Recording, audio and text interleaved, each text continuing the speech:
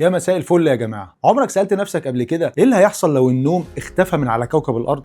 يعني ما بقاش في اوبشن ان احنا ننام، هنفضل صاحيين على طول. وهل يا ترى فكرت ده هيكون تأثيره ايه عليك وعلى العالم كله؟ بص، هو السؤال يبدو مجنون، بس اجابته هتخليك تفكر 1000 مرة قبل ما تسهر وتضيع ساعة كان ممكن تنام. في الاول ما تنساش لو لسه ما اشتركتش في القناة انزل اشترك وفعل الاشعارات عشان خاطر يوصلك كل جديد ومفيد، وهات كوباية القهوة الجميلة بتاعتك وتعال اقول لك على الزتونة.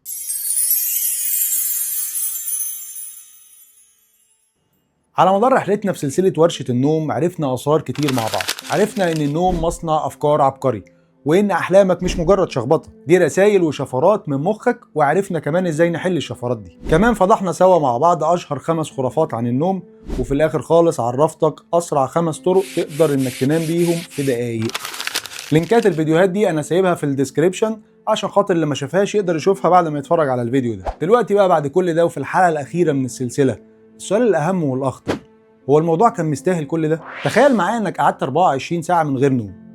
ساعتها طبعا هتبدأ تحس ان تركيزك بقى في الأرض، ومودك أصبح زي الزفت، وعقلك بقى شغال بالبطيء، كأنك بالظبط تليفون ومعمول على وضع توفير الطاقة. لدرجة ان الأبحاث بتقول ان سواقة العربية بعد 24 ساعة من عدم النوم أخطر من سواقة العربية تحت تأثير الكحول. والكلام ده اللي أكده تقرير الإدارة الوطنية لسلامة المرور على الطرق السريعة في أمريكا. طيب هنعلي الليفل شوية، وبدل ما احنا ما نمناش 24 ساعة، تخيل بقى لو ما نمتش 36 ساعة. هنا بقى هتبدأ تشوف هلاوس، حاجات غريبة بتطير قدام عينيك، ذاكرتك القصيرة هتسيح، والأغرب بقى إن ساعتها مناعتك هتبقى في الضياع. جسمك هيبتدي يقفل ويستخدم وظائفه الأساسية بس. يعني بدل ما أنت كنت على وضع توفير الطاقة بقيت على وضع أوفر توفير طاقة.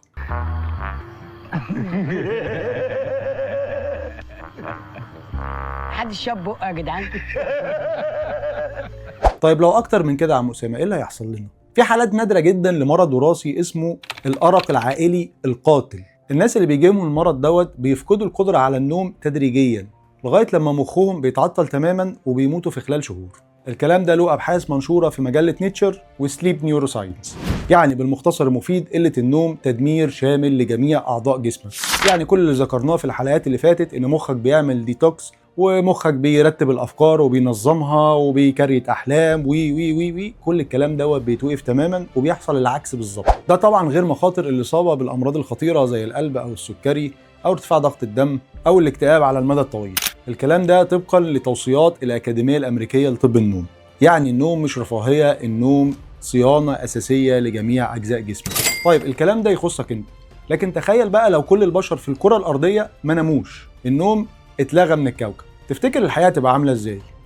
هل المحلات عشان خاطر هتفتح 24 ساعة هتكسب أكتر؟ هل اليوم بدل ما هو 15 أو 16 ساعة بعد ما خصمنا منه ساعات النوم بتاعتك ممكن تذاكر أكتر؟ ممكن تنجز شغل أكتر؟ أول حاجة وأخطر حاجة هتحصل ساعتها هي كتر الحوادث. هيبقى عندنا حوادث بالكوم، لأن مفيش سواقين فايقين ومفيش طيارين مركزين. حتى الدكاترة مفيش دكتور هيبقى قادر إن هو يركز في عملياته، وخصوصا في العمليات الدقيقة. في دراسات كتير بتأكد إن سنويا بتحصل خسائر في العالم بالمليارات نتيجة لقلة عدد ساعات النوم.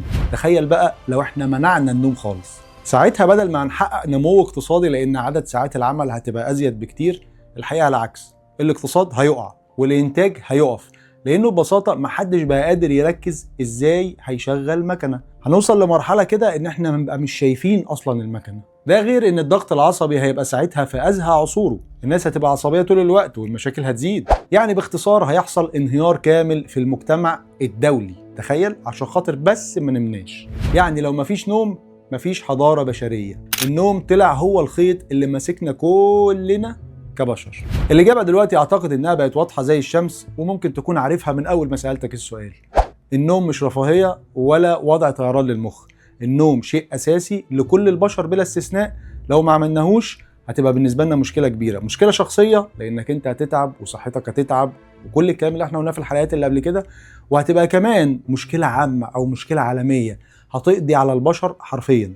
اتمنى في النهايه تكون سلسله ورشه النوم غيرت نظرتك للحظات او الساعات اللي انت بتقضيها في حضن المخده، وانك تكون دلوقتي فهمت وقدرت قيمه كل دقيقه انت بتنامها. لو رحلتنا مع النوم خلصت وقدرنا نفهم ازاي بيأثر على جسمنا وعلى عقلنا، وازاي ان قلته ممكن توصلنا مشاكل احنا في غنى عنها، فاللي جاي هيبقى مختلف تماما. هكلمك عن مادة كل الناس بتستخدمها تقريبا في العالم، بتأثر على مخنا وبتغير في الكيمياء بتاعته بشكل كده احنا ممكن نكون مش واخدين بالنا منه. ولانك انت صديق الصدوق وكملت معايا لغاية دلوقتي، فهقول لك ايه هي المادة دي. المادة دي هي الكافيين. هنعمل سلسلة جديدة اسمها الكافيين عشق السنين. السلسلة ديت هنمسك فيها الكافيين من الأول لغاية الآخر. هنقول فيها الكافيين عدونا ولا حبيبنا. هنمسك الحباية من أول ما بتكون موجودة في الغابة بتاعتها لغاية ما توصل لغاية بقك، ايه المراحل اللي بتمر بيها، ايه فوائده، ايه أضراره، ايه الجانب المضيء وايه الجانب المشرق، والله نفس المعنى. ايش هذا؟ وازاي المادة دي بتشتغل جوه دماغنا، وازاي ان هي من اكتر مسببات الادمان في العالم طبقا للابحاث.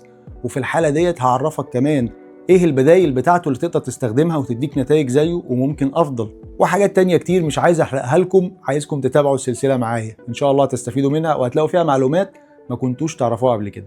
فما تنساش لو الفيديو ده عجبك انك انت تعمل اللايك المتين، ولو لسه ما اشتركتش في القناة تنزل تشترك دلوقتي وتفعل زر الاشعارات علشان خاطر ما تفوتكش اول حلقة من سلسلة الكافيين عشق السنين. اشوفكم قريب جدا ان شاء الله. سلام.